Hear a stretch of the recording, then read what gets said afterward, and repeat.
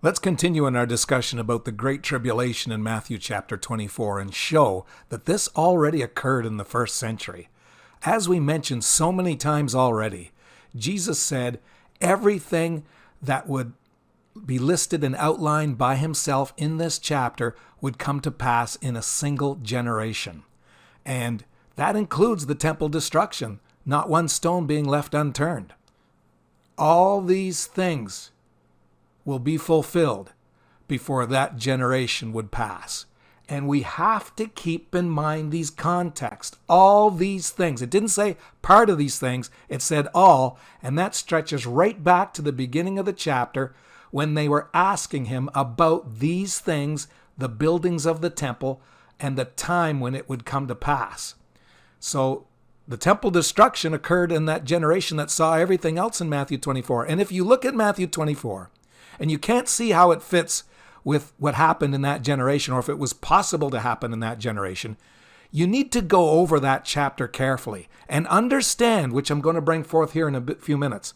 There were cultural understandings, idioms that were used, prophetic language that the Old Testament prophets often used that were utilized by Jesus Christ here. So let's go again to Matthew 24 and 21.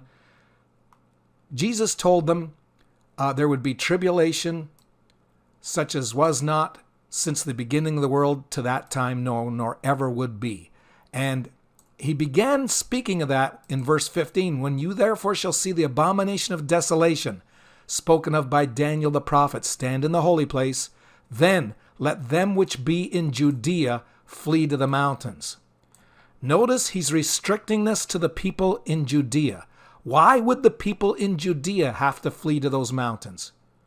Because then shall be great tribulation, such was as not. So if this was a worldwide tribulation, if Christians around the world were going to be going through a hard time, or in the case of the pre-tribulation people, if whoever is left behind was going to go through such great tribulation, why is Jesus restricting it to Judea and not the entire world? This tells us it was only in Jerusalem and Judea that these events were going to happen. And this is what people think is the rapture of the church, the coming of the Lord for the resurrection. As the lightning cometh out of the east, shineth even unto the west, so shall the coming of the Son of Man be. And for wheresoever the carcass is, there will the eagles be gathered together. He's not talking about coming for the church. People have preached about the gathering of the eagles, and as the eagle gathers together, he's going to come and swoop and take his church away. No, this is talking about a place of destruction. The eagles are gathered where death is. Some versions actually say vultures. But that really comes to play when you go to Luke chapter 17. If you go to 24, as the lightning that lighteneth out of one part from under heaven shineth unto the other part under heaven, so shall also the Son of Man be in his day. So it's talking about the same conversation. But first he must suffer many things, be rejected of this generation. By the way, notice how he uses the term this generation. The people that were alive in his day. And notice this, as it was in the days of Noah, so shall it be also in the Son of Man, the days of the Son of Man. Now people think that Noah was taken away and Noah escaped, and the ones that were left behind were destroyed in the flood. That is not what Jesus said whatsoever. And the great left behind concept is derived from this passage. Notice the terminology very carefully. As it was in the days of Noah, so shall it also be in the days of the Son of Man. They did eat and they drank. Notice it's referring to a specific they. They married wives. They were given in marriage until the day that Noah entered into the ark. So they are being contrasted from Noah. And the flood came and destroyed who? Them all. Now, when you go to Matthew chapter 24, you see the same discussion using Noah and so forth, and it uses slightly different terminology. And it begins with verse 36. Of that day and hour knoweth no man, no, not the angels of heaven, but my Father only. So a day, nobody knows. What's this day? Is this day referring to the resurrection? Is this referring to the so-called rapture? No. I'll prove it. As the days of Noah were, so also shall the coming of the Son of Man be. For as in the days that were before the flood, they, there it is again, were eating and drinking, marrying and giving in marriage, until the day that Noah entered into the ark, and knew not until the flood came and took them all away. Now, them is not referring to Noah. It's just speaking of Noah singularly. Now, we know Noah and his family went into the ark, so he wasn't alone. But the terminology being used and the grammar and the tenses and so forth, the pluralities, the singular, it's all significant, and you can't bypass that. If you are writing about a certain they who are eating and drinking, marrying and giving in marriage until the day Noah entered in the ark, and then you say, knew not until the flood came and took them all away, you've got to realize that the antecedent for them, the term, the group, or the individual that them is referring to, is the same ones that were eating and drinking, marrying and giving in marriage. The flood took them, sinners, all away. The flood didn't take Noah away. The flood took the sinners away in destruction. And they knew it not. Now, Noah knew it. Noah knew the flood was coming. It didn't take him unawares. It didn't take him by surprise. He knew it was coming. So the ones that knew not until the flood actually came were them, or they, who were eating and drinking, marrying and giving in marriage. And that same scenario is a pattern and parallel to what it would be when the Son of Man's coming would take place. Then 2 shall be in the field, the one shall be taken and the other left. So notice the word taken. Who was taken in Noah's day? The flood came and took them all away. The ones that were eating and drinking, the ones that didn't know the flood was coming. So if it's a pattern, as it was in the days of Noah with the coming of the Son of Man, then the ones that are taken when the Son of Man comes aren't the believers taken up in a rapture. They're the ones that parallel those who were taken by the flood. You see, the flood represents Jesus. The flood came. Now, this is the coming of the Son of Man. Notice the 2 words, came in reference to the flood and coming in reference to Jesus, the Son of Man. The flood came like Jesus was going to come, and the flood took those sinners and unbelievers away into death and destruction like Jesus would come and in destruction take the one of the 2 in the field and leave the other. The one that was left in Noah's day was Noah. He was left alive. The one that was left in the coming of the Son of Man has to be the believer that's left alive.